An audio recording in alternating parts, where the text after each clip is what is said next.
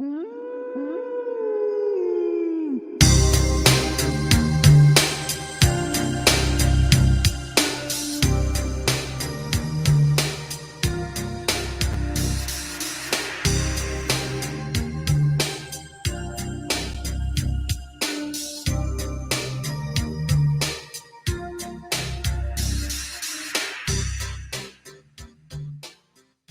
Three Wrestling Podcast.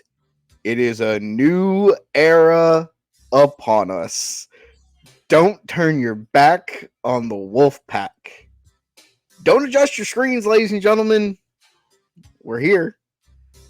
A little under a year ago, we injected the Take Three Wrestling with a small dose of poison and turned this into the Black and White Show.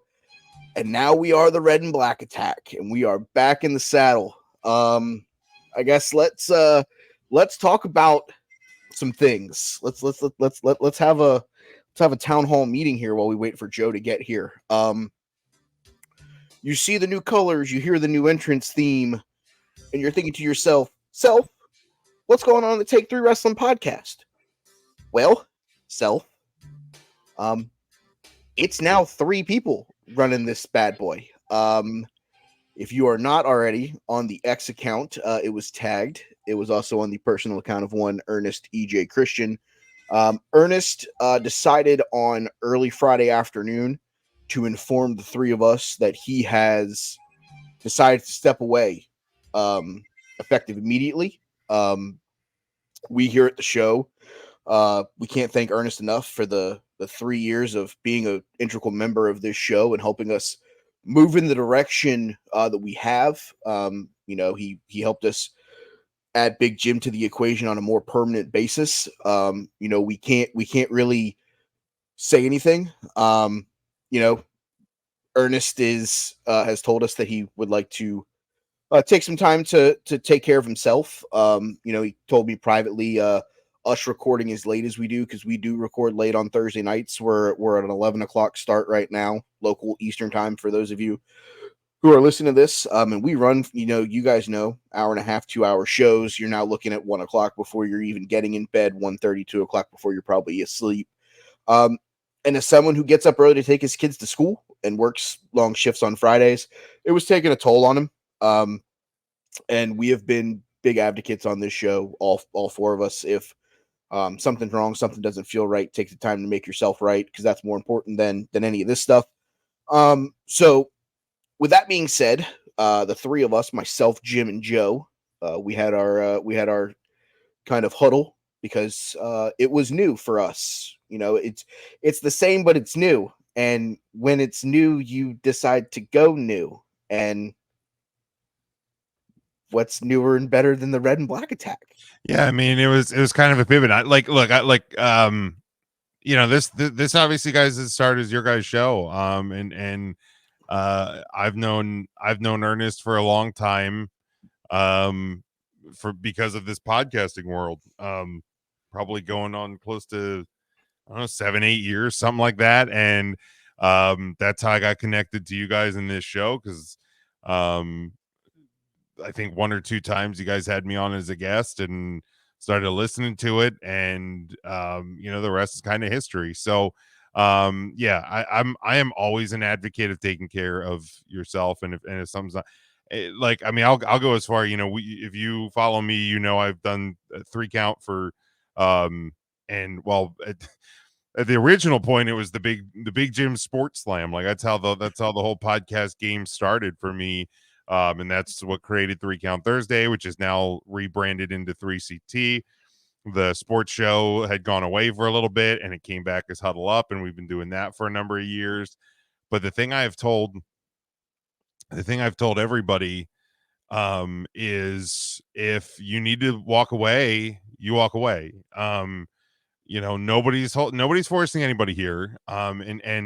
If it's permanent, if it's temporary, whatever you got to do to take care of yourself, that is of the utmost importance. So, there was even a point at the start of the pandemic, I had taken a couple of weeks off, 3CT kind of went quiet for a couple of weeks, because I was just overwhelmed by everything going on. And it wasn't until like WrestleMania time that I came back that year. So, you know, I told Ernest this in our group chat, and you know, like, to me the door's open. You know, we love Ernest, and obviously I wouldn't be here if it wasn't for him. So obviously everything he's done for the show, absolutely love it. And nothing changes that. But yeah, we all kind of sat around, and when we got the news, it's like, well, first we had to decide, like, are we going to continue to do this? And when we Yeah, decided, there was there and we'll peel the layers back here, guys. I was probably somebody post Ernest's text messages that I felt kind of shitty. I'm not gonna lie. Being honest, I felt kind of crappy about everything and how it went down. Especially with how last week and the way the show ended. Obviously wasn't what yours truly had hoped for. So when I reached out to Ernest privately, I made it abundantly clear to him. I said, if this has anything to do in his reasoning for leaving being because of our argument on last week's show, that I was going to wholeheartedly argue with him more to keep him as part of the show. And that's whenever he peeled back the layers of the personal stuff. And, I get it. We trekked on. I had to have Big Jim kind of smack me around a little bit and tell me to knock it the fuck off. That we are going to keep this thing going as long as the three of us wanted to keep it going. And that's the thing. I'll be the first one to say, we've shed tears of happiness, we've shed tears of joy on this show. We'll do it again. But we had to keep this thing moving. I don't think Ernest would have wanted us to put the nail in the coffin. Because I think he's going to be someone who's going to be listening to this show. Maybe not week in, week out, but he'll listen to some episodes and he'll be on episodes.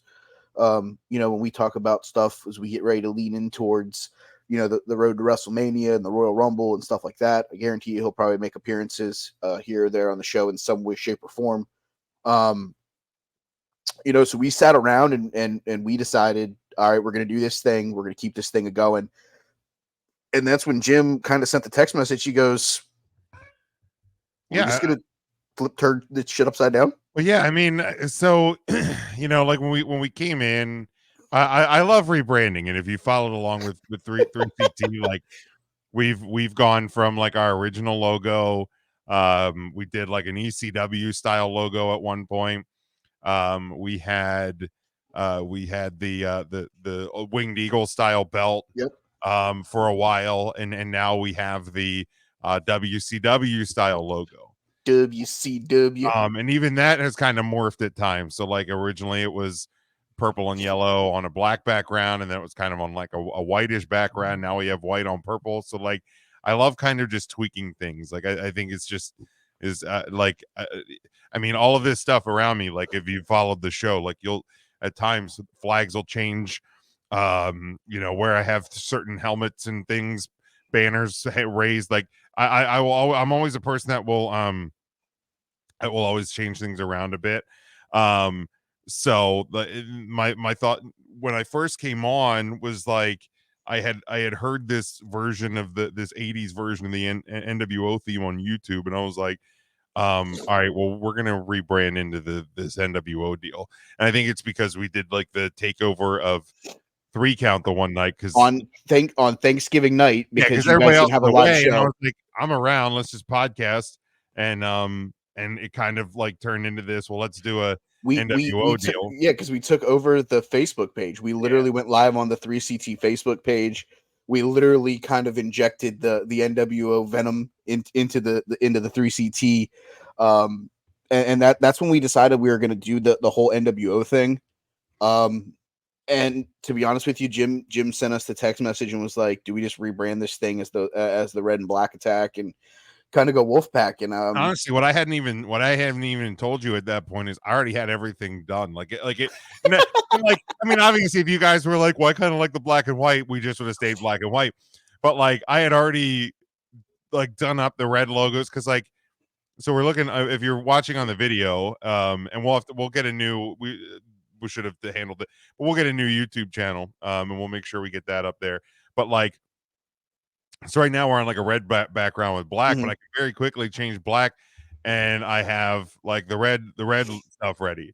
So Yep. like we kind of have this option. So I already had all of these logos prepared, and I just kind of flipped the switch and did it. And then I was kind of talk to you guys, and I was just like, man, I hope not that I thought you guys wouldn't be for it, but I was just like, I hope I didn't just put these together for nothing. Spoiler alert. Me and Joe are Wolfpack guys. I think we like the red and black more than we did the black and white to begin with. But yeah, so Jim put in the labor hours on the back end, got all that stuff taken care of, and we trek on. There will not be a lot of things that are going to change on this show. We've already sat down a little bit and discussed awards for the end of the year. I know it's the beginning of September, but those shows take a couple of weeks to really get themselves going. So we've already started having conversations. We'll probably have more conversations about that. But let's talk about, I guess, the first major piece of wrestling news for the week as we wait for Joe to get here. Then now together forever, Vince McMahon had his final day in the sun as the sole power owner of World Wrestling Entertainment, now under the moniker of TKO Endeavor. The whole merger is complete. It was completed on Tuesday afternoon. And what a way for Vince to go out by giving us Nia Jax back. Oh, My whole one big final hey guys, final FU, huh? Yeah, one big final. My whole. Yeah, I don't even have that anymore. We killed that Yeah, one. you guys killed that one. Yeah, I didn't. I don't know. Here's the deal. I mean, we kind of joked about it on 3CT tonight, but I will say this: Nia Jax, if she is committed to like being serious and and here's the thing, I'm not saying like being like Alexa Bliss skinny, because like you need to have a variety in your wrestlers. I mean, Correct. there's Keith Lee, and there's Powerhouse Hobbs, and there's Darby Allin, and there's Jungle Man, and fucking Wardlow, and like everybody has a place in wrestling. What bothered me about Nia Jax, especially in her last run, is it felt like she just didn't give a fuck and just didn't want to be there. And like I think that's what bothered me about Nia Jax on that last run, because she could really be something special. Like she really could. But you have to take the business seriously. And I don't think she did that. So if she can be serious on this run, then I'm all for it. But put a pause, a timeout. Joe, welcome in, my dude. Oh, he How are muted. you guys? Good, man. We're good. I'm sorry for being late. It's a thing. I'm half Latino, mostly gay. We do things late. Wait, mostly Latino, 100% gay. I think you got those mixed up, my guy. I've had a couple of espresso martinis, and if That that doesn't tracks. guarantee you how gay I am, then there we go. Can I just say though, like I obviously have jumped in on the Nia Jax conversation, or is it Naya? Nia or Naya? Naya. She is I not like the that. Matrix. I like that though. That's pretty. Anyway, the thing about Nia Jax that you have to respect is she's literally 2/3 of the bloodline, because she weighs as much as Jimmy, Jay, and Solo all combined. So she actually real talk. She looks fantastic. She has gotten into some great shape compared to the way she looked when she left. Honestly, I like. I She don't does. love. I don't love Nia Jax in the ring because she's not a particularly good wrestler. I thought you were going to say you just don't love her in general because you're gay, and I was about to be like, thanks, Captain Obvious. No, but see, the thing is, she gives me like RuPaul Drag Race. Like, I don't know. There's something about her that part of me is like, you could be a gay icon if you really wanted to be. Just like like she just needs to yell at someone, no wire hangers ever, and all of a sudden, every gay wrestling fan will be like, yes, Nia Jax. Alrighty then. I didn't know how we got to wire hangers, but here we are. You have to see the movie Mommy Theorist. That's all. Yeah, okay, that makes sense. All right, so we talked Nia Jax. Let's talk TKO real quick before we get to the actual topics for tonight's show. Stock opened at what, 102? Yeah, something like that. I know the WWE stock closed at $100.65 per share on its trading on Monday. I checked earlier. The TKO stock is around that mark at close today. If you have stock, tomorrow's going to be a day that if you want to hold it, hold it. If you don't. Sean Ross Sapp reported earlier today that it looks like the layoffs that we inevitably thought were going to start happening, because when you merge two companies together, you don't need two chairmen of like travel. Like there are going to be some people that are probably going to either be moved into different departments or different portions of the business, and or not just be completely laid off. So I the one thing I will echo with Sean Ross Sapp when he did post this is that he definitely sent his T's and P's and his positive energy to all those who are going to unfortunately be without jobs come sometime tomorrow. A lot of them have probably been in WWE for quite a long time, and or UFC for quite a long time. So it's never good when people are going to lose their job. So I echo Sean Ross Sapp in sending all of his thoughts and positive energies to those who are going to be affected in a major way come tomorrow's decisions from the TKO Endeavor brand moving forward.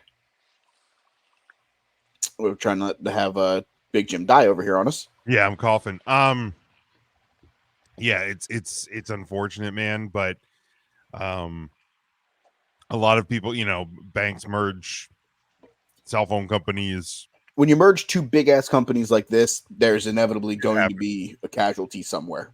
Yeah, obviously thoughts go to those who will have unfortunate news coming their way over the next couple days. Never want to hear that. I've already seen some of the discourse on Twitter of people just not understanding how the world works. Shocking. It sucks. Again, I'm not trying to justify it.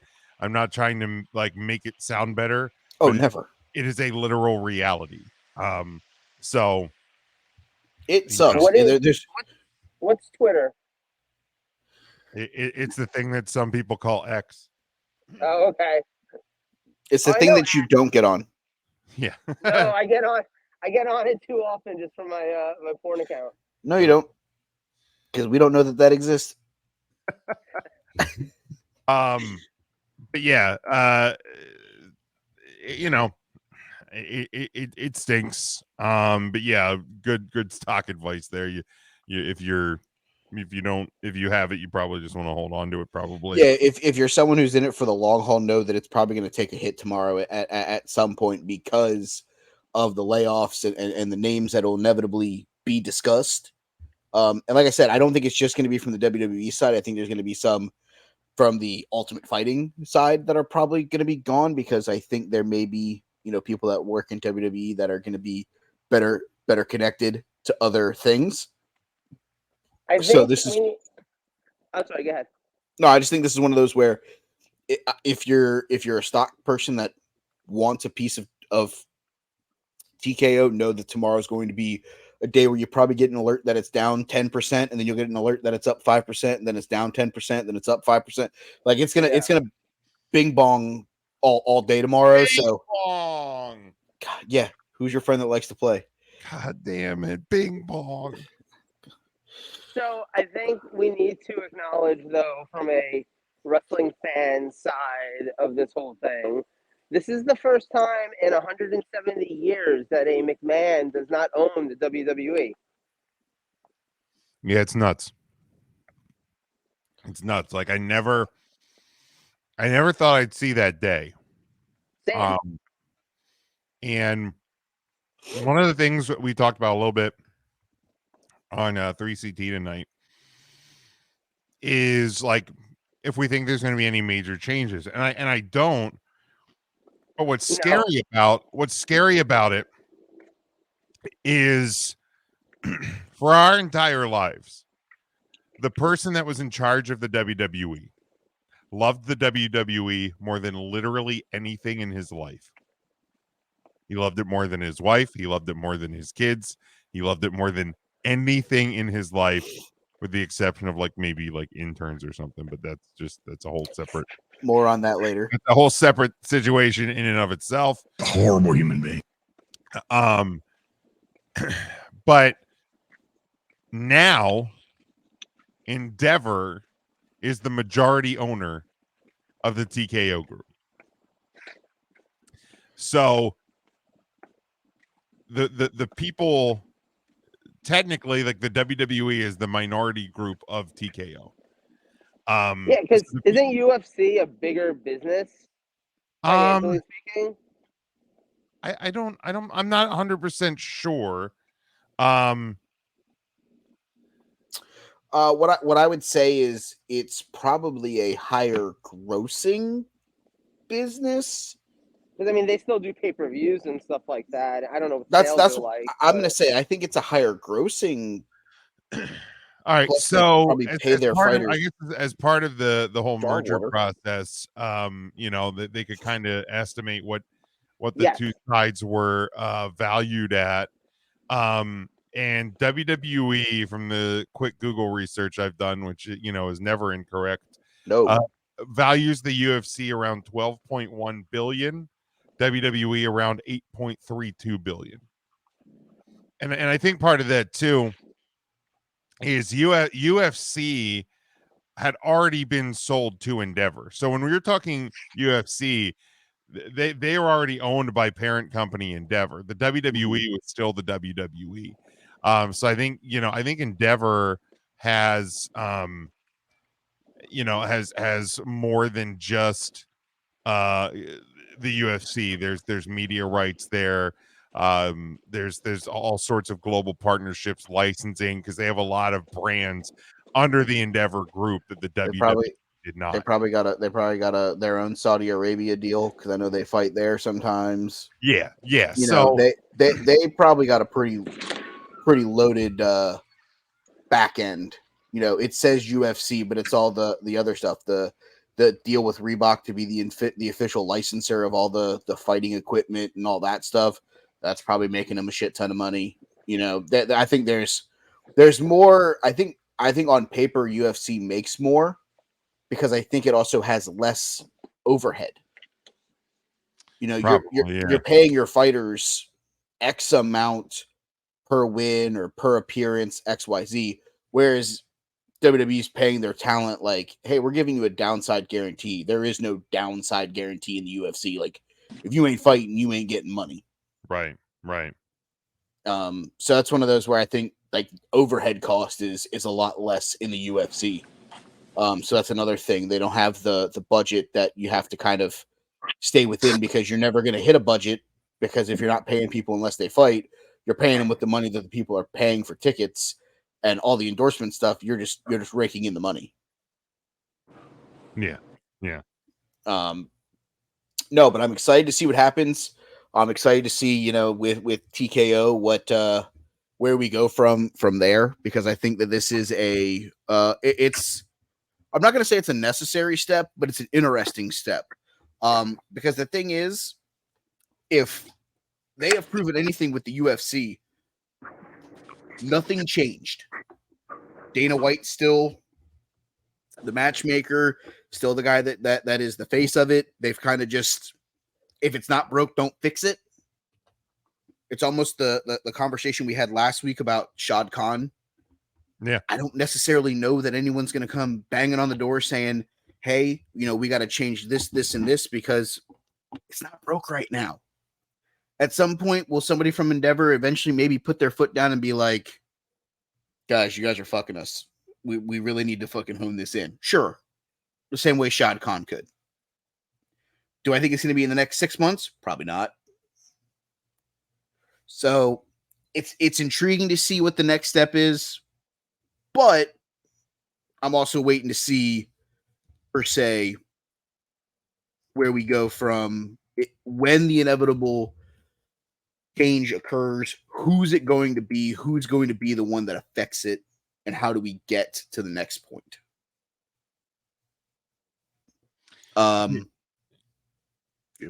Yeah, and that's just going to be kind of the thing, the whole wait and see deal. I know the one thing I have said, even back when the talks of WWE being sold first kind of came about. We can, we'll wrap this up here shortly. I want to get to these drafts and the stuff we already have on the docket, but the WWE is printing money right now. So yeah, just don't until something changes business wise for the WWE. I think it would be crazy for Endeavor and the TKO group to mess around too much in what the WWE is doing. They have their highest live gates in years. Every premium live event is setting some sort of premium live event record. Yeah, just if you have a smoker and the meat is cooking, just let the meat cook. Don't touch it. Especially if it's an electric smoker and you set the temperature and you put the meat in, let the meat cook. Don't touch it. You don't need to touch it. Don't mess with it. It's like cooking a steak. You flip it one time and then you're done. Like don't mess around with the steak. You don't need to mess around with the steak. Let it go. So yeah, I think that's for the business right now, for what they're doing. Yeah, let it be. Let it roll, man. Yeah, I'm right there with you because I think that makes the most sense. Joe, you have anything else before we get to the real reason why we're here? No, I agree with what Jim was saying. I think a good example of this is when Disney bought Marvel. You didn't buy Marvel so you could change what Marvel was doing and just have their characters. You bought Marvel because Marvel knew what they were doing and you want to get in on that business. That is factual. All right. Fun begins right now. Listening to the 3CT show, which if you guys are not, give them a follow and a listen. The Tuesday episode, not this past Tuesday, the Tuesday before, they did a auction draft on breakfast cereals. Very upset that nobody nominated Apple Jacks. I think you all are animals. Actually, hold on. I don't think you're all animals. I think there's a certain animal that decides to become the entire Count Chocula family of cereal. God damn it, intern Mark. He's a menace, man. I've tried to tell you guys that. So wait, there were no Apple Jacks. Were there Apricot Jills? Did anyone nominate that one? We did not. We did not nominate. Damn. Yeah. Y'all sexist. But they did do Frosted Flakes. I mean, there's a lot of good Frosted Flake. I had a bowl of them yesterday, so nice. So I took that idea, and because of the rebranding and the relaunch as the Red and Black. Did you guys see during Pride Month when Count Chocula rebranded as Count Fagula? Is that real? No, but that'd be amazing. Somebody kicked intern Mark off of this show. Yeah. I mean, come on, with his outfit, he's basically a homo. Oh God, dear Jesus. He's like, "Hi, I want to suck your blood." Oh, fuck me. Jesus Christ. So we're going to do an NWO auction draft. Each of us will have $100 bank. We will do, what did we say, 5 members? Mm-hmm. Yeah. All right. Before we begin, though, I want to read this off to you guys because I'm on Wikipedia looking at the list of members of the NWO. I got 25 cents for Horace Hogan. You could have had him for free 99. I'm looking right now. NWO Wolfpack. Okay. These were the members of the NWO Wolfpack. Okay. Kevin Nash, Randy Savage, Mhm. Conan, Kurt Hennig, The American Dream, Dusty Rhodes, baby, Miss Elizabeth, Rick Rude, Lex Luger, Tomato Face Sting, Scott Hall, and the fucking Disco Inferno. Ooh. So I meant to tell you guys this the other day when we decided we were, launching with this new rebrand as the Wolfpack. Yep. I thought about how you guys have always called yourselves the Fat Siders, compared to because you guys are Hall and Nash in the original NWO. And I was thinking about it. I was like, so who would I be in the Wolfpack if we were assigning people? And then I came to the conclusion that fuck, I'm Conan. He's the only fucking Latino in there. I mean, your other option would be to be Disco Inferno. Which one do you I'm want? good. I'll take me. Why are my only options that fucking Keeping It 100 podcast? Because It's not right. because you don't do enough cocaine to be Randy Savage. I don't do cocaine anymore, period. It's been Exactly. years. Rick Rude, do you want his neck problems? Because I don't. No. Lex Luger's a murderer. Speaking of Rick Rude, real quick sidebar. I'm so curious where this is going. If reports are true, Rick Rude is alive?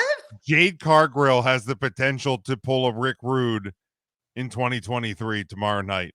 Oh, she's gonna be on SmackDown tomorrow night. Theoretically speaking, if there's not a no compete and her contract is just up, SmackDown and Rampage. She could technically appear on SmackDown and then be on tape delay on Rampage. That would be. And if she doesn't, I want blue hair on SmackDown and then the white hair on Rampage. Yes. I want blue hair on SmackDown and Storm on fucking Rampage. Fucking give it to me, man. That'd be epic. Like Jade Cargill is 100% a WWE superstar. Yes. More than an AEW wrestler, right? I've said that since the day she showed up in AEW. Agreed. Facts. Yeah. 100% facts. Cool. Back to the draft. All right. I guess I'll get this thing rolling. I guess let's start with the founding member of the Wolfpack, Big Kevin Nash. I will put an opening bid of $10 on Kevin Nash. 20. I abstain. I'll go 25 on Big Kev. 30. Oof. I still 30 going 30 going once, 30 going twice. Sold it to Big Jim for 30. Love it. Kevin Nash. So that means that Jim has 70 remaining in his bank, and he has the floor to nominate the next person. I mean, Scott Hall.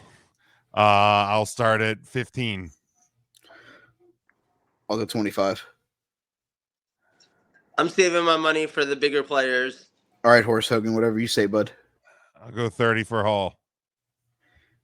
Am I really about to just dump both of them and just leave you with like no money the rest of the way here? I still got $40, man. I can 35. Oh, you fucker. No, I can't do more. I can't do more. 35 going once, 35 going twice. Sold it my way, 35 for Scott Hall. So I have 65 remaining. Joe, worst comes to worst, I know I can get one for about $1. So there's a couple that I know that I can get for $1. Looking at you, Disco Inferno. This one is for Joe. I would like to nominate a member of NWO Black and White. Give me Buff Bagwell. $30. Once, twice, sold to Joe for $30. You know we only have $100 budget, right? Do I also get his mom to shave his back? No, you do not get Judy Bagwell. Damn it!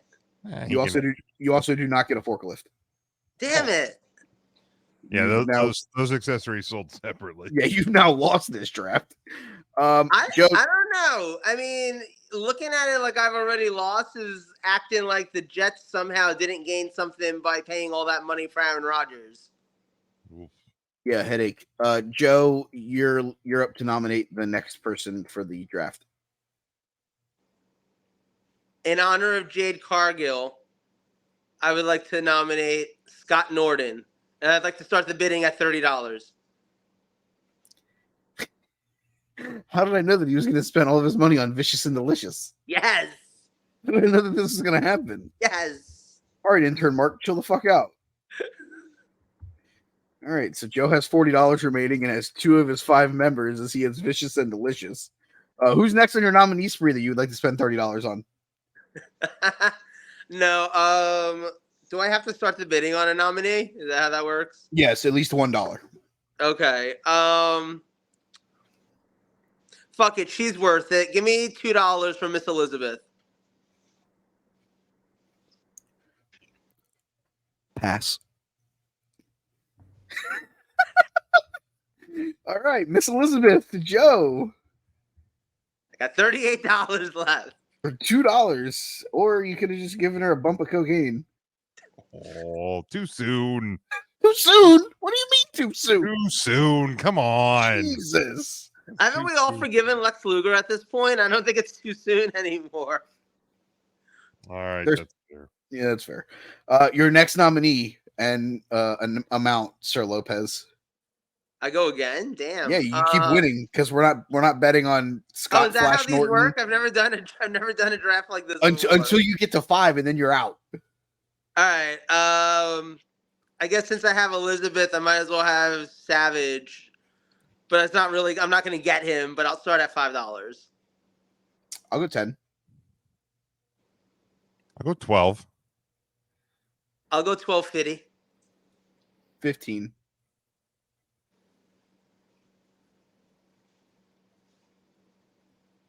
15 going once. 15 going twice. Sold to yours truly for $15. First name Macho, last name Man. So your boy's got $50 left. $10 more than Joe had whenever Joe spent all of his money on Vicious and Delicious. Best decision ever. I'm gonna nominate a guy here. His best promo work may have been as a member of the Impact Wrestling roster, where he simply tried to do Steiner math. Give me Big Papa Pump. Give me Scott Steiner. I would like to open the bidding at $5. $10. I'll go 15 for White Lightning. Or White Thunder, whatever the fuck they were going to call him. 15 going once. 15 going twice. Steroids sold to Joe Lopez for $15. And how much money does Joe? He has 4 members. And he has $23 remaining. okay. For the record, I've built a very WCW stable so far. Dude, you've have. built a wellness policy violation waiting to happen. Well, you're not wrong on that one. He ain't lying. Joe, your final potential nominee question mark? Okay, so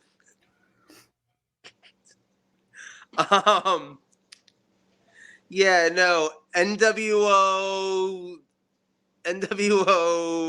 fucking what the hell? I can't think of my team name. Anyway, I'm gonna go ahead and nominate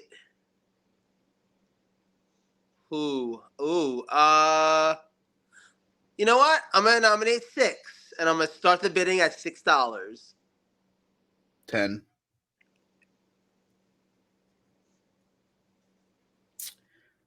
$10 going once, 10 going twice.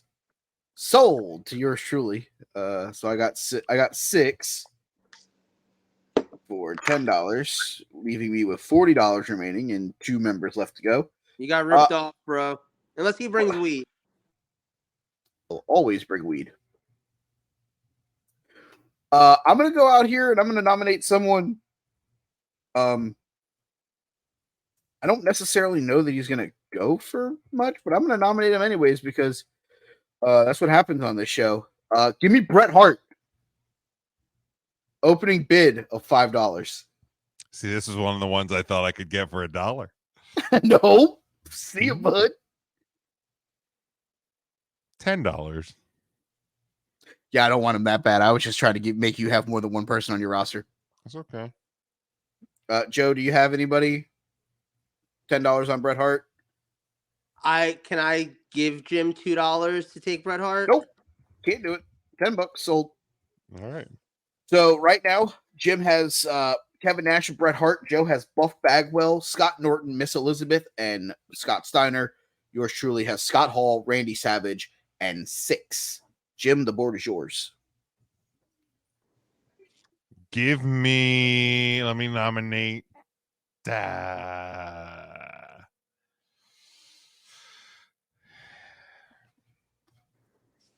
You can do it. I Give believe in you. Give me Red Face Sting.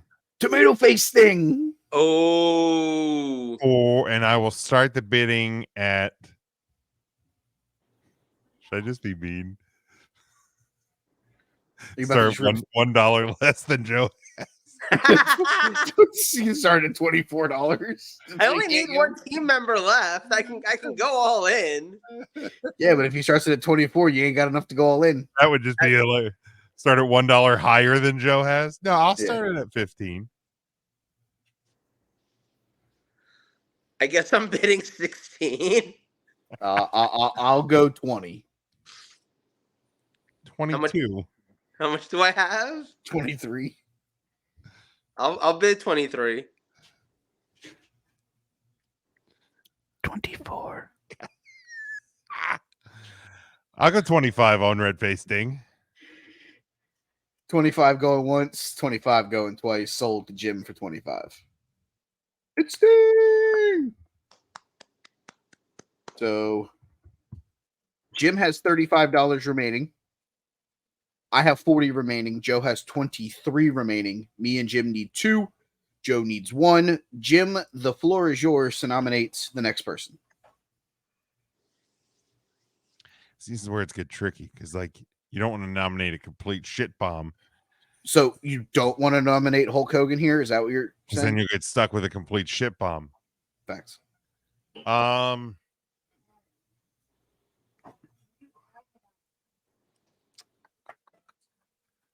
The Giant, $5. I'd rather have Hulk Hogan. $7. All right, I got the Giant for $7. So I have 30. No, actually, I don't think he was that bad as a member. I think the Giant NWO was pretty good. The Giant here being the second cheapest person, and the cheapest not named Miss Elizabeth. I may have actually gotten the steal of the draft so far. And this one's for you, Joe. $1 for Hulk Hogan. Jim, you want to bid? You can bid first. It's okay. No, I'll let you go first, Joe. All right. Team NWO Ico Pro would like to bid $24 on Hulk Hogan. I have 23. I'll give you the $1 to get to 24. Sold. Because I wasn't 25. Ooh. Oh. Jim just trolled you. Damn. That 25. Was cold-blooded. Jim gets Hulk Hogan for 25 because I am not bidding on the Hulkster. You know what? You deserve the evil you just put upon yourself, Ricky Bobby. Dude, I will take. So we each have one member of our roster left. I have $33. Joe has 23. Jim has 10. Jim, a nominee. Oh boy. Well, I guess at this point, if I could just nominate whoever I want, the next person that I would want. You may not want to do that because to see if anybody else, you know what I mean? Yeah. Again, I can't do a total shit bomb because then you guys could just say fuck you, Jim, and I get stuck with somebody I really don't want. Fuck you, Jim. Eric Bischoff, $5. I don't think he's legally allowed to be around Elizabeth, so I think I'm out on that one. Yeah, you can have him. Eric Bischoff, $5. That includes now. He's not allowed to be around her dead body. You thought my joke was too soon. You thought mine was bad. And Well, for that, we've seen Eric Bischoff kiss corpses before. Linda McMahon was her name. Jeez. oh boy. Joseph, feel free to nominate a member here that me or you was getting up with on our roster. Who's got muscles? Brian Clark. What's your bid? $5. All right, Brian Clark, $3.99. Yeah, I crushed that one. I see what you did there. And with that being said, was he in the bloodline? No. Are we sure? Yes. He is not part of the Ayawahu family. Well, what fucking family is he from? The one from Kona. It's a different part of Hawaii. The Addams family. Dun-dun-dun-dun. All right, I guess I'm going to take the steal of the draft here. $1, Lex Luger. There you go. Oh, he's got muscles. Yeah. Well, Had. You weren't getting him no matter what because I was just gonna you're gonna outbid me. I was just gonna go to 26 Heard. right away. Heard. So Jim's is Kevin Nash, Bret Hart, Stang, Hulk Hogan, and Eric Bischoff. Joe has Buff Bagwell, Scott Norton, Miss Elizabeth, Scott Steiner, and Brian Clark. Yep. I have Scott Hall, Randy Savage, Six, The Giant, and Lex Luger. I almost wanted to nominate Dusty Rhodes so somebody could have had the Dusty on it, but I was afraid that I was going to have to spend money on him, and I really was going to nominate Virgil just as a tribute to Ernest, but I didn't want to get stuck with him, and I knew no one else was going to bid, so Mike Jones. Who? Exactly. All right, so that's the draft. Anyone? I almost nominated Booker T because he was a member whenever they were in WWE. I thought about Shawn Michaels.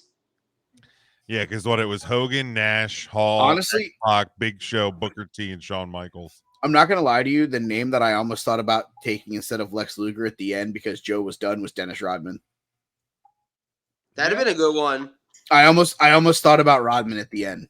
He was the only other person that I was like on the fence about going after. I literally almost did it and probably should have, but yeah, a lot of fun. Those are our drafts. I had $32 left. Joe had 18, and Jim had 5. All right. There we go. Fun auction drop. We'll try to do more of those because I feel like there's some factions we could do that with. They're fun. Yeah, they're fun for sure. All right, Jim, what do you got for us? I'm gonna do this or that. We've done this or that on the show before, so I think I have 10. Yeah, I got 10 here. NWO members. So we'll go Mike, Joe, me. So we'll start Hollywood, Hulk Hogan, or Whiteface Sting. Mike. I was at the MCI Center when Sting won the world title from him at Starrcade. It's Sting! Joe? You know, I want to say Sting, but let's be real here. The way WCW did that character was kind of dirty. Like, that year where he was built up was awesome. And then at Starrcade, he just comes out of the aisle like a fucking just anyone who's in the back. And he walks down to the ring. And then, like, the next night, he cuts his first promo in forever. And he says some shit that made him sound like a 12-year-old adolescent teenager. And overall, just, I don't know, like, Hogan was more consistent. as a character. He was also more consistent at being a horrible human being. I don't disagree with that. Yeah. I'm still gonna take Hogan just on the consistency. It probably helped that he had creative control too. Yeah, I mean, And it can. for me, like that Hogan, I mean, terrible human being, obviously, but Horrible human being. Hollywood Hogan, like that heel turn, just unreal, just unreal. It's iconic. Yeah, it's To me, at this point, in looking back in history, Hogan turning heel is probably the most iconic thing that Hogan did. yeah. I would put that above slamming Andre. I'd put that above all the world title victories in WWF. Hogan turning heel will probably be talked about much longer than anything else that Hogan did in wrestling. Oh yeah, it was bigger. You know, it was part of that icon, like the iconic Monday Night Wars. Yeah. Yeah, like the only like I mean, because here's the thing with like the Hogan slamming Andre, like it's obviously a big moment, but The if rest he of that doesn't- match sucked. Well, the match sucked, but if he doesn't beat Sheik at Madison Square Garden to really launch Hulkamania, like that moment doesn't mean shit anyway. Like, Yeah, If like- WrestleMania 1 and 2 shit themselves, then you never get that to doesn't 3. even happen. yeah, Yeah. that No, too. that's my thing with that moment, and I've said this to you guys before too. Historically speaking, yes, at the time that was a big moment. It was the biggest show ever, yada yada yada. At this point, that's not the biggest wrestling show of all time. And it's not like it's a moment that sort of changed things at the time, but things have evolved so much further since then that Hogan body slamming this huge guy isn't as big a deal. Fucking Chad Gable hit a fucking with a German suplex on Gunther a couple of weeks ago, or this past week even. Brock Lesnar F5 the fucking Big Show.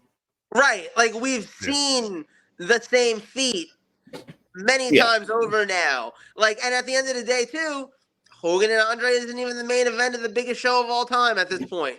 Ironically, Adam Cole and MJF is, which is really fucking weird to say. I still think that's the Hogan Andre is the biggest main event. I think there was more people in the Silver Dome than there was at Wembley. Well, if you believe the turnstiles, there definitely was. Oh, just saying. Yeah. All right. But I will say that Hulk Hogan's heel turn is probably the second biggest heel turn in professional wrestling history. Second? Second to what? The guy. Acknowledge him. The greatest heel run in fucking wrestling history. Greatest heel run, I agree.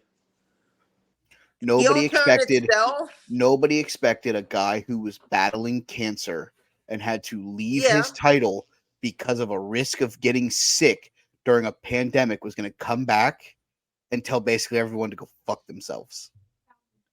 All right. So here's True. the only reason that I'll disagree with the actual turn, because like when Hogan hit the leg drop on Savage, like the collective wrestling universe shit itself, because it was like, what just happened? The Roman thing, like he came back and attacked the Fiend, which like we're in an era where like good and bad, heel and face, there's a lot of like shades of gray. So like Reigns coming back and attacking the Fiend and then like doing the bloodline deal and starting that whole run, like it took a minute really for it to be like, oh, this is like really different, like really, really different. Because like Reigns just showing up in like a t-shirt and like the Shield pants, like we didn't necessarily know how different it was going to be. So the actual quote unquote like heel turn was a little bit of a slower burn. Now, yes, without question, this is the greatest story of all time, greatest heel run of all time. But for me, the actual turn itself, like that moment where you went, what the fuck?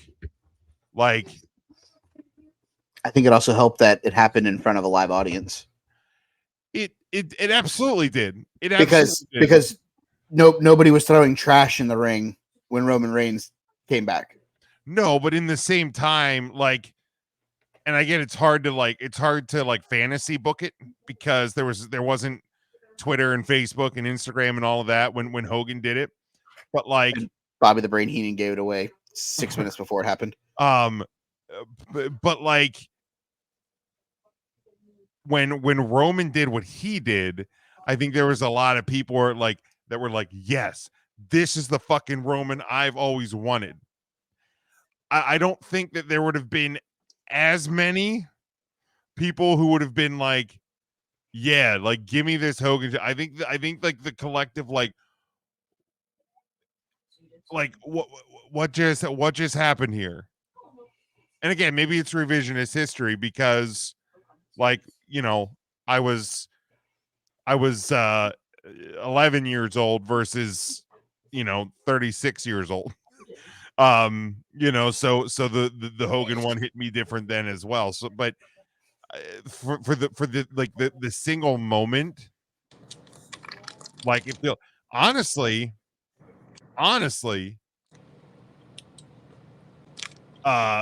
Seth Rollins Plan B almost feels like a bigger heel turn, like that actual moment than Roman becoming the tribal chief. Like that like, I agree with you. I was thinking that too. But yeah, I mean, the thing I will absolutely obviously not argue is that this Roman run is the greatest run of all time. Okay, next. Okay, cool. All right, this one I think we can do a little quicker. Miss Elizabeth or Rick Rude? Rick Rude. Me 2 years ago, Miss Elizabeth. Now Rick Rude. Yeah, I'll go Rude on this one. Kurt Hennig or Stevie Ray? Who gives a shit? Mr. Perfect. Yeah, it's hard to. Yeah. Yeah, I'll go Hennig. Bret Hart or Brian Adams? Stroke hand.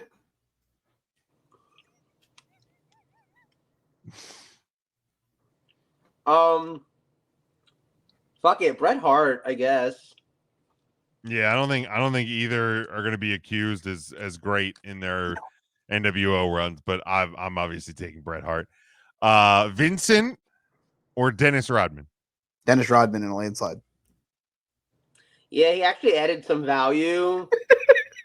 Yeah, I'll go Rodman. The Giant or Scott Steiner? Give me NWO Giant. Scott Steiner. Scott Steiner became way more famous being in the NWO than the Giant did. Scott Steiner's most memorable thing is doing a math promo on fucking Impact Wrestling. It's not anything that he did as a member. That MJF then ripped off like 23 years later. Yeah. That's true. Dude, I'll go an 8-foot tall man doing a drop kick any day. Give me the Giant. Buff Bagwell or Scott Norton? Flash. No, I'm kidding. It's Buff Bagwell. A landslide. Yeah, Buff's the stuff. Yeah, for real. Randy Savage or Conan? Oh boy. Wow. Does Conan come with the Max Moon costume? Always. Does he come with Disco Inferno? Never. Now, see, this made this harder. If you would have said yes, then it would have been fucking a landslide the other direction. Does he come with all the little luchadors that he signed to WCW in 1996? Does he come with a cruiserweight division? He was basically the Fabulous Moolah of luchadors. Wow. Where he was kissing them out? And by that I mean he once made Rey Mysterio get an abortion. God. Vato. What was the choices? Conan. The choice is Conan. Conan or Savage? I'm taking Savage because I can't get that out of my head now. Thanks, Joe. You just fucked Rey Mysterio. Did it the old-fashioned way too, in fucking coat hanger. Oh my dear. Okay, yeah, it's 1,000% fucking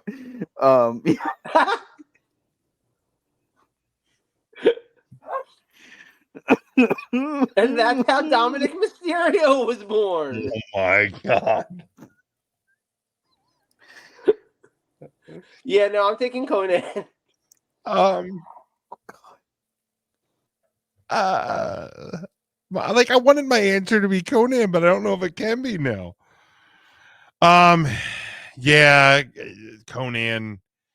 Goddamn. All right, for that, I'm answering this question as Ernest Christian. that's fine. Lex Luger or Red Face Sting? Red face thing. Yeah, I'm gonna take Red Face Thing. I'll take Attack Red of the Killer Face. Tomatoes. I'll take Red Face Sting on that one. The last one. They're the outsiders. Hall or Nash? Oh, See this? I knew we were gonna get there. I knew this was gonna be the toughest one. Oh Too. yeah. I knew this easy. was.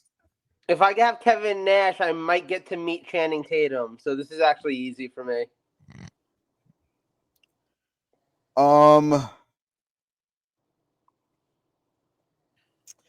To be fair, I don't think the NWO gets off the ground if it's not for Scott. That's true. I think Scott had to come in and hit a home run with those first couple promos before Kevin got there. Kevin couldn't have been the first guy. It would not have worked. No, because I don't think his promos would have been as good. No. So give me Scott Hall. By the way, speaking of Kevin Nash, who has nothing to do with this, everybody get really excited because Vin Diesel's all over the cock this weekend. Fast X is now streaming on Peacock. So is the Super Mario Brothers movie. Yes, yeah. both are worth watching. Did you answer the question though, Joe? I think you said Channing Tatum. Oh, yes, right. I went with Kevin Nash by way of Channing Tatum. That's fair. Mike read my mind. Yeah, I don't think we get any of this without Scott Hall. He was the first one to show up. I mean, it's the iconic line, man. You know who I am, but you don't know why I'm here. And the rest is fucking history. So yeah, Scott Hall for me. All right, Joe, your topic. So it seems that we've decided to go with a sort of all NWO related episode.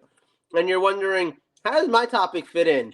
Well, Mike Rotunda was in the NWO, and his son was Bray Wyatt, who sadly is no longer with us. The thing is, I think one of the best ways that we can honor Bray, and I know I'm sure you guys talked about him a lot when he passed away. It was on my birthday, so I wasn't here for that. I couldn't have joined that at that point. I was a little too shocked and saddened and also celebratory of my birthday, so just it would have been off, you know. I felt, though, that one of the best ways we could celebrate Bray Wyatt and Wyndham Rotunda himself is by appreciating the work that he gave us, because he had not the longest career, but certainly one of the most memorable, especially in recent history in pro wrestling. So I felt that with it being kind of fresh in our heads, and I know that you guys even said that you were kind of right off the top of your head, you could think of some matches for this. I thought we could talk about each of our like top 5 favorite, and you don't have to rank them in actual order. You can if you want to, but your like top 5 favorite Bray Wyatt matches that he was in. It could be matches with the Wyatt family. It could be, you know, if one of your favorite Bray Wyatt matches was a Royal Rumble that he was in because he was particularly good at it, that could be on there.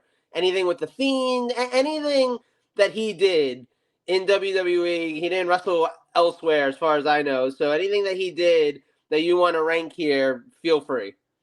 And let's just kind of celebrate this guy who, honestly, he should have been able to be so much more, but he really was quite something for where he got to in the time that we had him with us. So, and either one of you guys can start.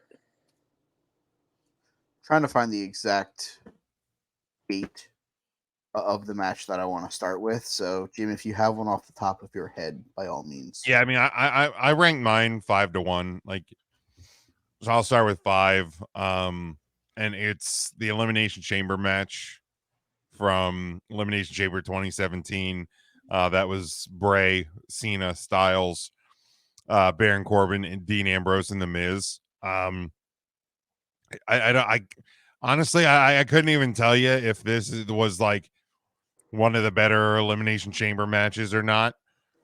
But as a diehard Bray Wyatt fan, this was the moment that we all wanted for years in his Mhm. career. And I remember saying it the Thursday after that show on 3CT. I said, look, we all know this story. There's been so many feuds where he starts the feud and he ends up losing, and we're all disappointed, and we all go, how many times can we do this?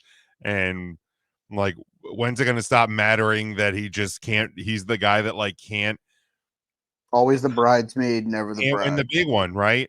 The Susan Lucci.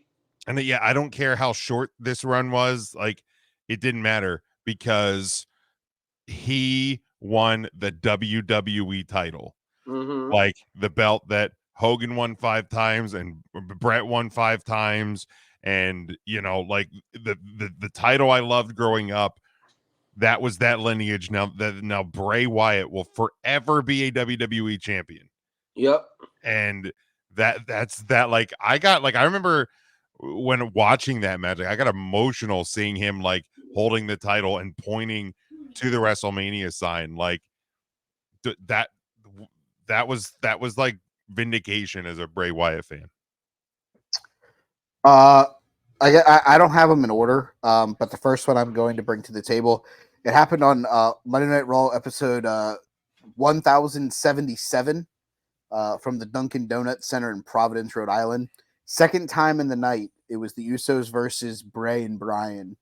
The second time being inside of a steel cage, and it was when Bryan finally broke free of the curse of the Wyatt family. At that moment where the two of those guys inside the cage had that moment, it was awesome. And I think it fit the Bray Wyatt character almost perfectly. To have Bryan believing in his stuff and all of that. It was just a perfect moment to where you're like, oh shit, somebody finally broke free of the Wyatt family curse or whatever. And yeah, that match itself was only 10 minutes inside the cage, but it was a really good match.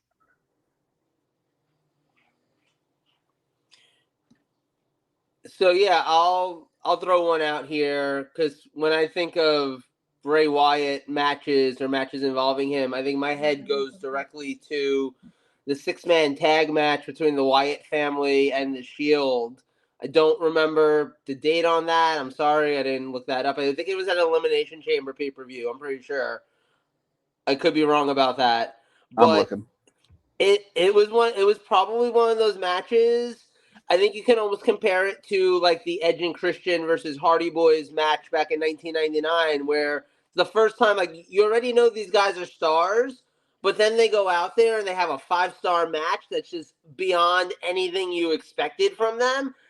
And then you're like, no, wait, these guys are stars. These guys are incredible.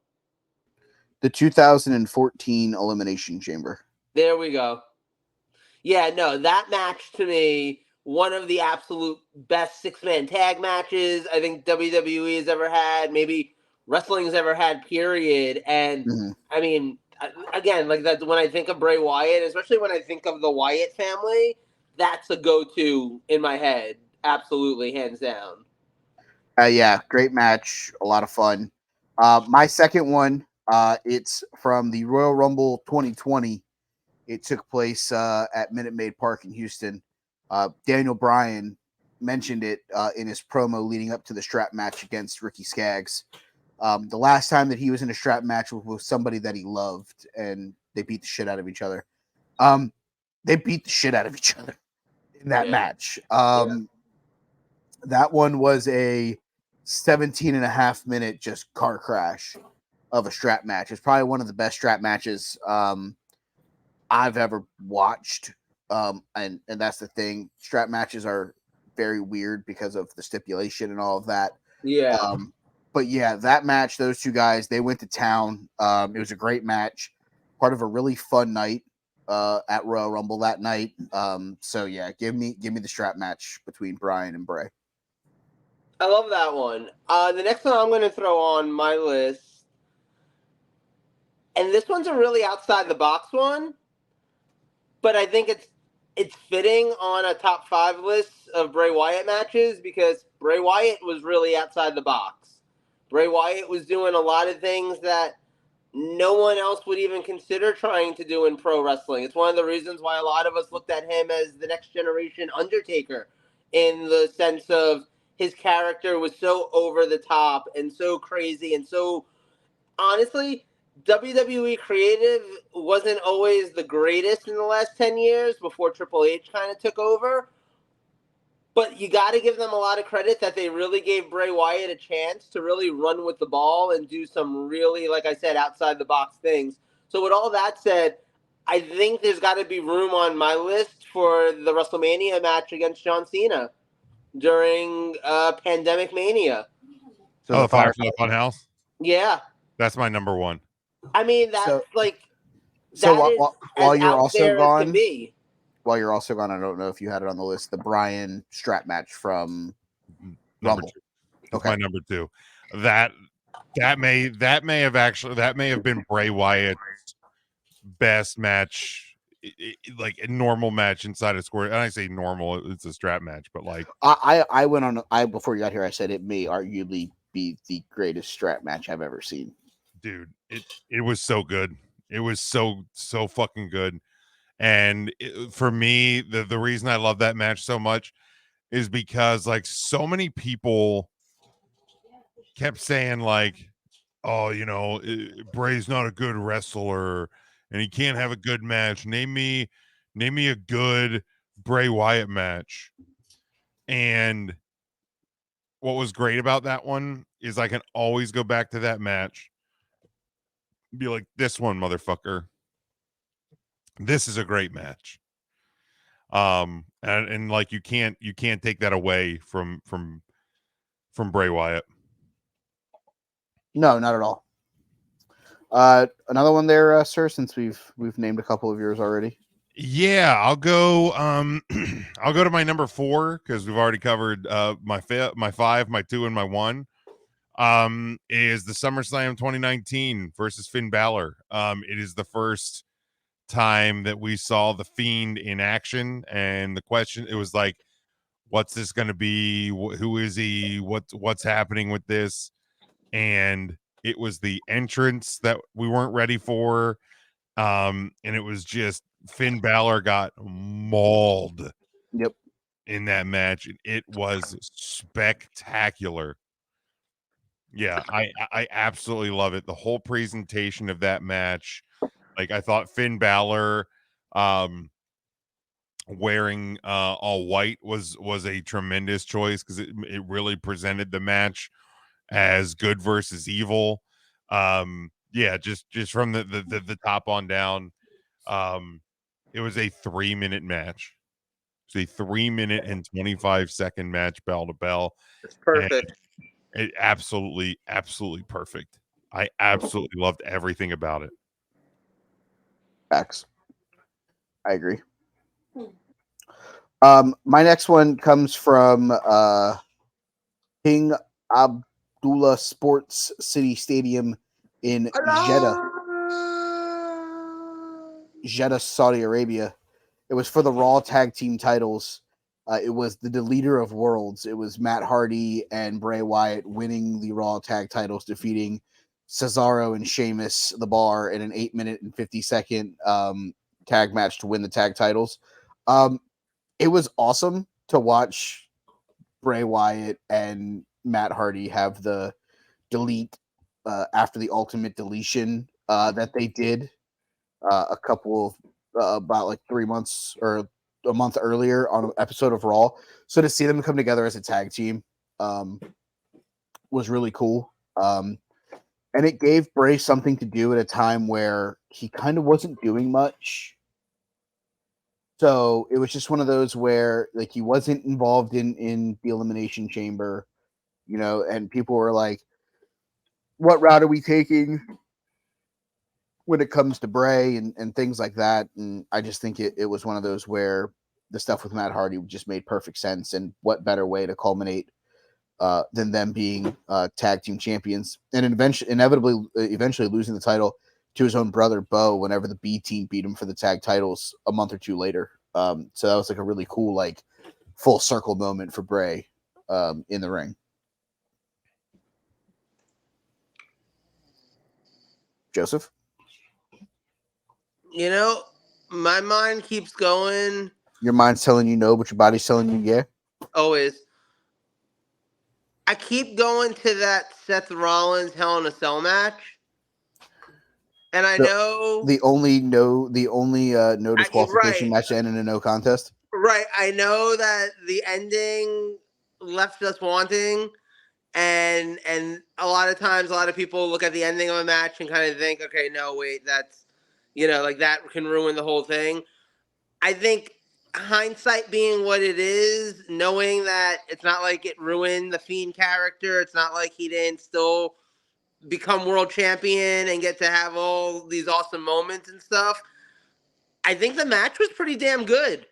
I think from an in-ring perspective, Seth Rollins can make a paper bag look like $1 million. So getting in there with him in that setting, I think that's one that you can go back and easily put on as one of the more quality in-ring performances for Bray. And I think that has everything to do with his dance partner. Yeah, for sure. I mean, the guy on the opposite side of that ring is one of the dance partners ever to dance in this great sport. So Yeah. Absolutely. They had some epic ones. Obviously one of the more disappointing things from a wrestling standpoint about his passing is that we don't get to see that again. But yeah. I guess I got one more on mine. This is another pandemic era one. It's TLC 2020, and it's the Inferno match with Randy Orton. Probably, if we're really being honest about it, probably his greatest rivalry. Yeah. Is Randy Orton. Those guys told a long story together. They told cinematic matches before we knew what cinematic matches were. And Randy Orton lit the Fiend on fire in this match. And this, the reason I love this match so much, and I actually went back and I watched it. I watched a bunch of his matches over since his passing. But the thing I loved about this one, and I loved about what they did with the Fiend and what they did with Alexa Bliss, especially during this pandemic, is they used the fact that they could pre-tape, edit, and really utilize this opportunity of, look, we're creating this show as people are watching it. Yep. And we're creating this show to be more than just standard, because you could have never done this in front of a live crowd. No. You could have never done some of the things Alexa Bliss was doing with like altering dimensions in front of a live crowd. Yeah. So it was really creative. It had seemingly had, Bray's handprints written all over it, and I absolutely loved it. I absolutely loved it. And this, like, with the exception of like probably his return at Extreme Rules, like, this is probably one of the last really, really great Bray Wyatt moments. And that the moment was him being lit on fire. Because seriously, so you think about, I was born in 85, and so you can show me Hulk Hogan with crazy fans, celebrating in the ring and like trying to explain like why that was such like a wild moment in time from like when I was a baby or like right before I was born. And like you can kind of like put yourself in that moment. Like we've seen like crazy sports crowds or crazy wrestling crowds. Like I don't know, 5, 10, 15 years from now, show somebody the image of the Fiend laying in the ring in the WWE Thunderdome, fully on fire, and Randy Orton's like he be posing. like what the like try explain to anybody you like now that has never seen wrestling before, much less 10, 15 years from now. That's an all-time shot. That is an all-time shot in the history of this business. You know, honestly, I'm going to follow yours up because the next one on my list, and again, I know this is one that not everybody actually loved as a match. I personally think it was absolutely brilliant and fantastic, and it was the culmination of this feud. It was the ending, and it was actually in front of a crowd. They actually pulled off this on the biggest stage possible on WrestleMania. They went from doing cinema to doing live theater, and it was awesome. Everything about that, like you got to take away looking at it as a wrestling match. Like if you're looking for a 5-star wrestling Bryan Danielson classic, you're looking in the wrong place. If you're looking for the final chapter in a horror movie, this is what this is. And to me, it delivered. And yes, the last Fiend match that we ever got, and unfortunately ever will get, it's the Fiend versus Randy Orton at WrestleMania in Tampa. That match made me throw some cardboard cutouts because they were booing that match for some reason. And I literally just yoked them up out the chair and just chucked them. I remember Fucking Leroy, assholes. yeah.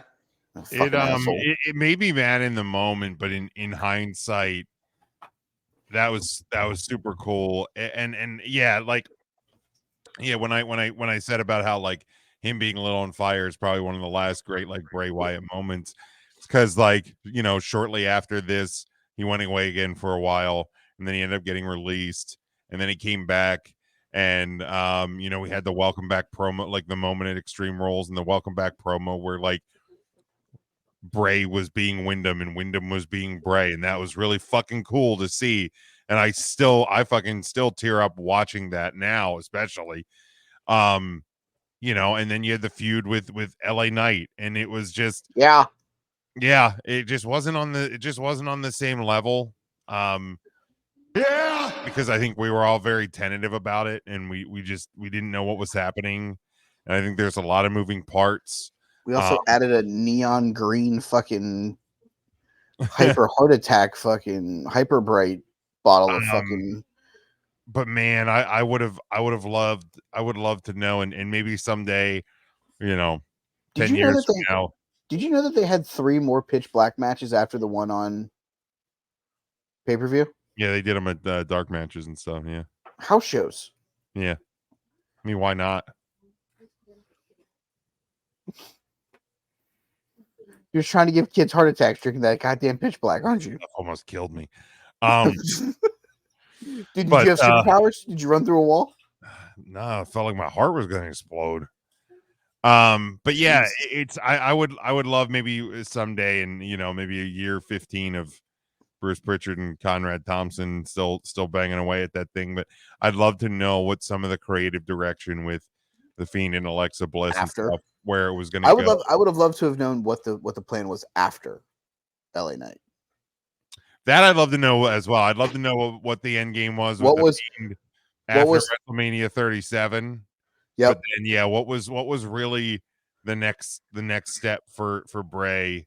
Yeah, going into 39, what was the route we were going? Well, because he was gonna fight Bobby Lashley on the show. I mean, the reason they got pulled is unfortunately, I still don't necessarily know that was the. I think that was where they ended. I don't think that was where they wanted to be. Yeah, I don't think that was the first thing that was written in pen. I think if you listen to Something to Wrestle with WrestleMania 39, yeah, Bray was supposed to fight Randy, but Randy couldn't get cleared. I can see that. So we kind of had to pivot. or Randy, or him and Randy were supposed to fight so and so, and Randy couldn't get cleared. Like, Yeah, there were I can see routes we that. were supposed to go. It was supposed to be LA Knight and Logan Paul versus Bray Wyatt and Randy Orton. So something random, but it would have been like, oh shit, we could have had them go back and forth in promos and do cool shit and stuff like Yeah. that. Instead, we almost got a Bobby Lashley match for some reason. Yeah, I can see that. My final one that I wanted to discuss, it's not necessarily a match, but it's probably one of the coolest gifts and finishing things in a match. You have to revert back to Raw episode number 1194 from the Staples Center in fabulous Los Angeles, California, now the Crypto.com arena. Back on April 11th, 2016, Bray Wyatt and Roman Reigns defeated the League of Nations, Alberto Del Rio and Sheamus. It is when Bray Wyatt goes to pin him, and out of the corner of his eye, all he does is point, and Roman hits the spear on Del Rio. Yeah. That moment alone is one of the coolest moments that you could have in a wrestling ring, because he technically can't see Del Rio, but like the Bray Wyatt mythological powers knows that he's in danger, just points to where Del Rio is, and next thing you know, Roman comes flying in with a spear. So that's just one of those cool moments. Like, the match itself probably wasn't all that great. I didn't watch it recently. It was only an 11-minute match, but that final 3 seconds where like the whole mythological Roman knows to point and fucking Roman hits that spear, such a cool gif. The gift that keeps on gifting. Correct. That or the one where he does the Sister Abigail into the spear. I don't remember when they did that, but there was a tag match where he Sister Abigailed somebody right into a spear. That was pretty cool. Roman worked so well together too, man. That's a wild thing, is so many people try to be like, Bray Wyatt was never a good wrestler, and he had a great feud with pretty much everybody he worked with. Yeah. I mean, to be honest with you, I think if we would have had fans for WrestleMania Pandemic, I think him and Cena would have had a fine match. Oh yeah, for sure. I mean, we got the Firefly Funhouse, and that They was had a shit ton really of good one fun. at WrestleMania 30. Let's be honest about it. Yeah. I mean, honestly, his worst WrestleMania performance was Taker, and it was because he was hurt. Yeah. Because of the ankle injury. The ankle injury fucked him in that match. And Taker was having his own mental self-doubt and stuff at that point too, because of how bad the year before was. After the year before. Yeah. And I mean, the other one that people want to point to is the one with the fucking projected bugs and shit in the ring, but like, that match wasn't itself Bray and Randy's fault. That match wasn't Right. bad. It was the bullshit that was going on involved in it. Yeah, and that wasn't their fault. No, Yeah, that was sure. whoever else's call with the projector. That was stupid. Thanks, Bruce. Take your pills. Take your pills, Bruce. Anything else on the Bray Wyatt greatest matches? Yeah, I'm good.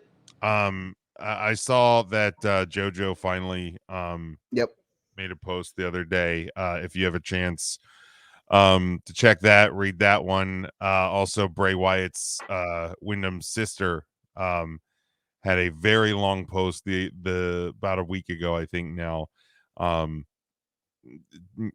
Yeah, I think those two are two things that should definitely be looked at. It still sucks, man. Sometimes I kind of forget that it happened, and think that, like, yeah, he was out hurt for a little bit, but he's gonna come back, and then he's not coming back, and it sucks. It still sucks.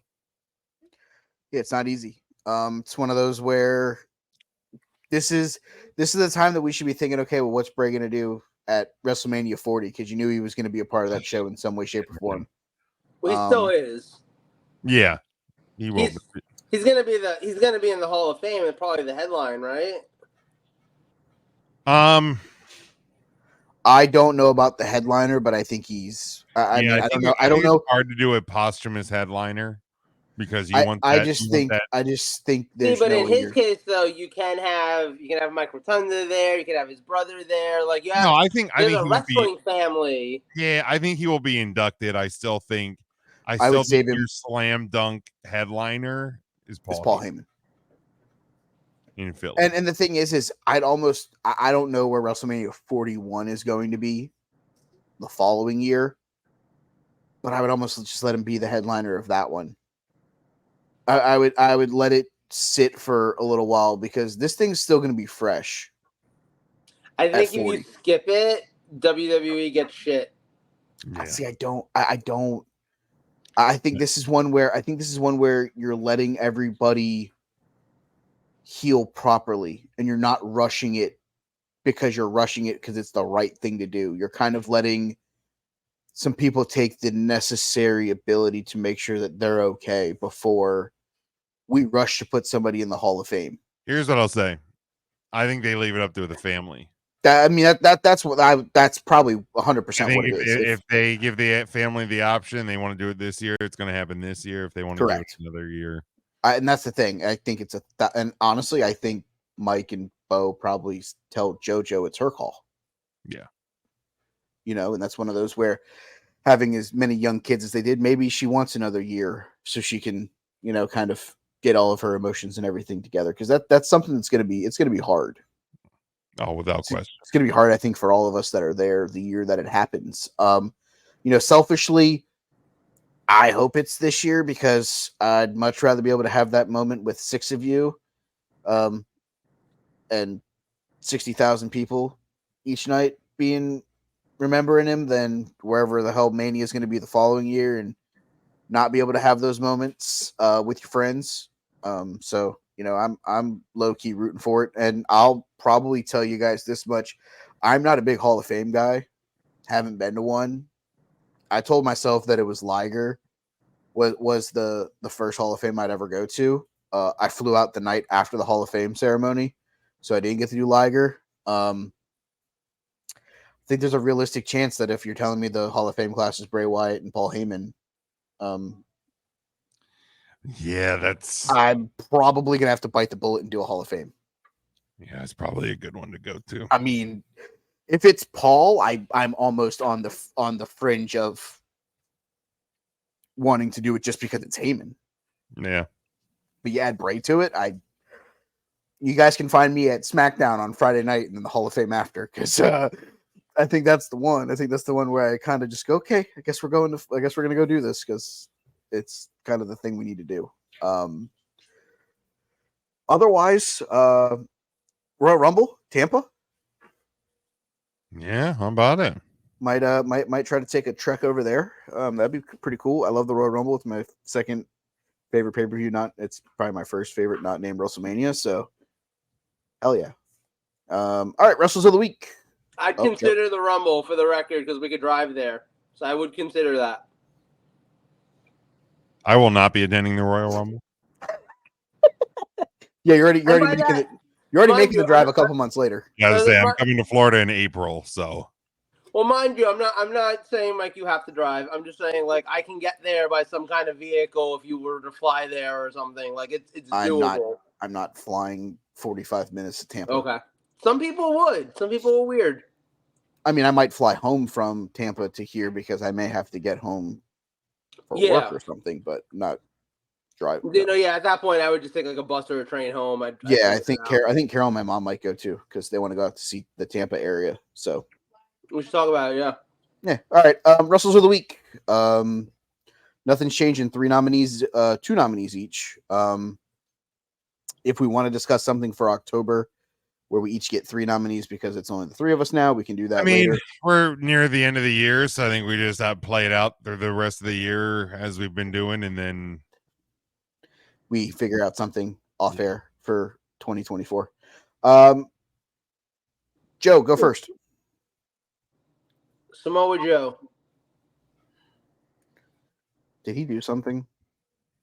He became the #1 contender for the AEW World Title at Grand Slam. Okay. Cool. So the Ring of Honor TV champion is not winning the Triple B. All right, cool. Good story. But he's not going to do it in front of like 14 people at Arthur Ashe Stadium.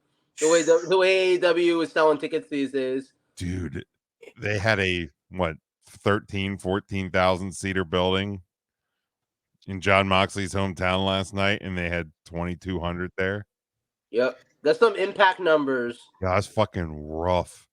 Yeah. Like, here's the deal. Like, even in the days where like people try to like show WWE's in the mud because like hard cam was empty, bro, the fucking end of the arena opposite the stage was fucking empty for Dynamite, man. It's just and also, why the fuck are you doing 13,000 seater buildings? Who the fuck do you think you are? Go to fucking University of Cincinnati, sell $10 tickets, put 3,000 people in there. That looks so much better than a goddamn empty arena. WWE is discussing new title belts after the merger. The report that I saw was that there was a, what did they say? There was like an opinion or something that they're discussing new titles, new names of titles, weight classes, and like trios titles, basically. I feel like this is one of those things that first off, the original source from it was something called like BWE. I don't even know what the fuck that is. This feels like something that like one of the UFC guys was like, "Hey Vince, you think we could do like weight classes?" And then like That's good shit. eventually they're just gonna be like, "No, because we're not fucking UFC. Shut the fuck up. We're wrestling." It's funny when the little guy gets beat up by the big guy. Factual. My first pick, I will take the new Impact Wrestling X Division champion. I will take Chris Sabin. Nice. Jim? I will take the new NXT Women's Champion, Becky Lynch. She's finally held all the titles. There it is. Joseph? Shit. Is that a new wrestler? Yes. Shit 'em. Oh, take a shit. No. Let me have. You know what? She's back whether we like it or not. Let me have Nia Jax. She's not like most girls. Or some bullshit like that. Like really large clitoris. I'm trying to see what happened on Raw because all I remember is like two things. It was kind of a boring episode. You know what? You picked Nia Jax because she made a return. I'll take the person who retained their title in that match. Give me Rhea Ripples. Jim, wrap it up. Can I give it to Bailey respectfully? Yes. No. No, I'll give it to Tommy Dreamer, the new Impact Digital Media Champion. Feels weird saying Tommy Dreamer is a new champion in the year 2023, but The year of the Lord and Savior. what the hell is normal in wrestling anymore anyway? Nothing. I don't know. Nothing. Real talk. If you had looked at the ECW roster in 1995 and had to guess one person on that roster who'd be holding a championship in pro wrestling in 2023, wouldn't have been Tommy Dreamer. I can tell Shane you that. Douglas, Rob Van Dam, Sabu. Yeah, Bry Van Dam. Too Cold Scorpio. Yeah, no way I think Sabu, no way I think I would have believed that Sabu would still be in Alive? One Piece. Oh. Both. I mean, That also tracks. That also I gotta tracks. be honest. PWI top 500. We should just do that as a topic next week. Oh no, that was a hard tease that we're going to discuss that next cool. week because I like hard teases. I bet you do. You have anything else you want to say before we get off this show? No. Jim.